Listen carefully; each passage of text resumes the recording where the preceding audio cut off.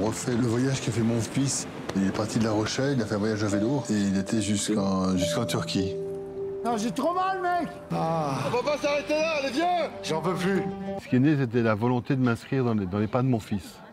Suite à son décès, tout de suite après, je me suis dit, mais comment je peux être au plus proche de lui, Et donc tout de suite, ce qui m'est venu à l'idée, c'était, il m'avait toujours dit, papa, tu devrais faire du clown. Mon fils, c'était clown des musiciens.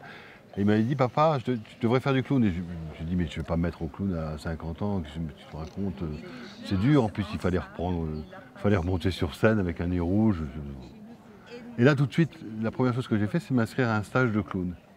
Et tout de suite, en m'inscrivant dans ces pas, j'ai trouvé une force inouïe.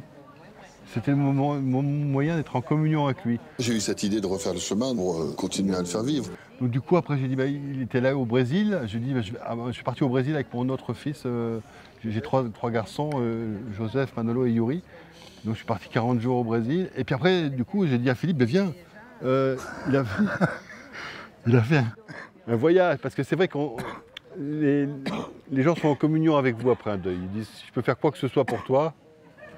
Et Philippe avait dit cette phrase malheureuse, si je peux faire quoi que ce soit pour toi. Si je suis là, en fait, je lui ai dit, je suis là pour toi. Mathias, je suis là. Qu'est-ce que tu veux faire? Il m'a dit, on va traverser l'Europe. Et là, normalement, les gens normaux font, non, on va pas le faire. Et en fait, je l'ai fait. Pourquoi on pédale comme des maboules? Tu t'arrêtes tous les 150 mètres, moi je veux bien t'arrêter quand c'est beau. Non, je m'arrête pas tous les 150 mètres, je m'arrête tous les 20 km. Combien on a fait de kilomètres aujourd'hui? On a fait 5 bancs. Mais c'est ce que je veux dire, si tu me dis une piste cyclable, là c'est une piste pour faire des châteaux de sable. Mais je connais pas, je l'ai pas repéré le chemin.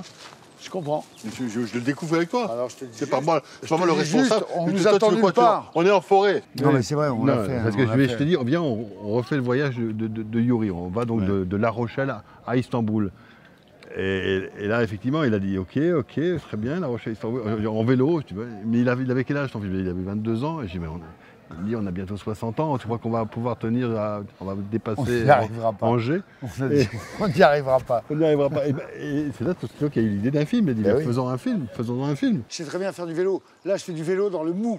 Mais moi, je fais très bien. C'est pas pareil. T'as 39 vitesses, j'en ai 14. Mais je me sers pas. J'ai 60 ans, t'en as 55. T'as un vélo de ma boule. Moi, je suis dans la forêt, là, j'ai l'impression d'être dans les Landes. Mathias, c'est un réalisateur, c'est un acteur. Et je lui dis à un moment, viens, on sublime ce moment. On en fait un film, en fait. On va faire un film de la mort de ton Yuri. On va en faire un film. Et je crois que c'est essentiel, en fait. Et la preuve, c'est qu'on est aujourd'hui encore en train d'en parler. Mais on a soulevé le truc, on n'a pas laissé ce gosse mourir, en fait. Il n'est pas mort, ce gosse. Il est là.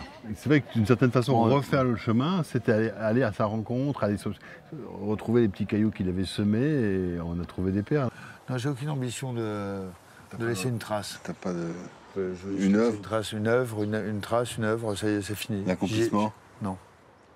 L'accomplissement, ça passe pas par une œuvre... Non, l'accomplissement, c'est, tu le sais, une fois que t'es mort, en fait. Ou ton dernier souffle fait, dis donc, j'ai fait un bon boulot.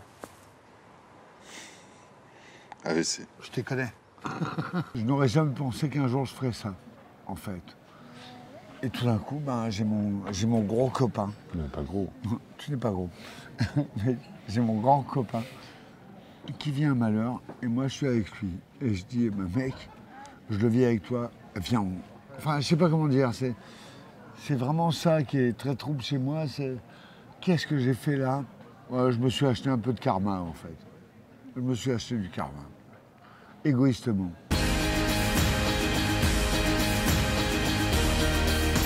Venez! Attends-moi! Soyons joyeux. Soyons joyeux. C'était ça qui était fabuleux, c'est qu'on surprenait l'un l'autre dans notre capacité à finalement à affronter aussi l'épreuve, qu'elle soit physique ou psychologique, à être joyeux dans des moments où on se dit mais c'est improbable d'être aussi heureux.